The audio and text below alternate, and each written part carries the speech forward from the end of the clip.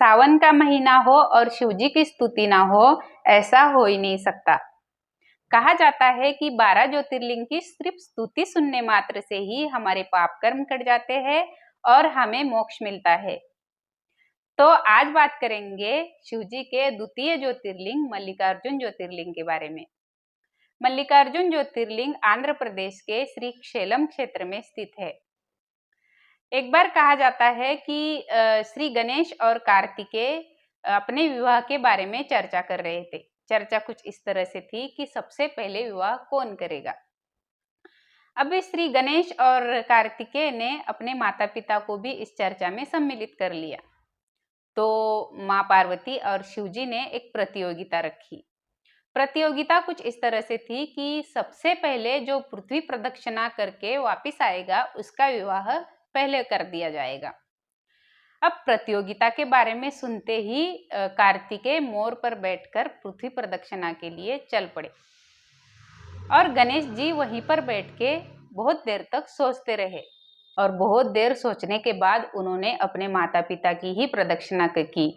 माता पिता की प्रदक्षिणा करने के बाद उन्होंने जो है पृथ्वी प्रदक्षिणा का फल पा लिया था और इस बात से शिव जी और माँ पार्वती भी खुश हुए और खुश होकर गणेश जी की शादी करा दी।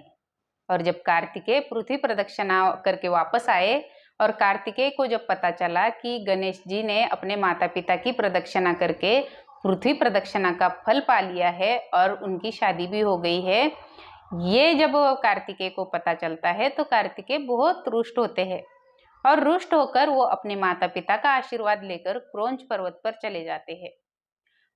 सालों बीत जाने के बाद कार्तिकेय जब वापस नहीं आते हैं तो माँ पार्वती अपने पुत्र स्नेह में व्याकुल हो जाती है और शिव जी को साथ लेकर माँ पार्वती क्रौंच पर्वत पर कार्तिकेय को मिलने जाती है। जब कार्तिकेय को वहां पता चलता है कि उनके माता पिता उनको मिलने आ रहे हैं तो कार्तिकेय वहां क्रौंच पर्वत से और दूर चले जाते हैं।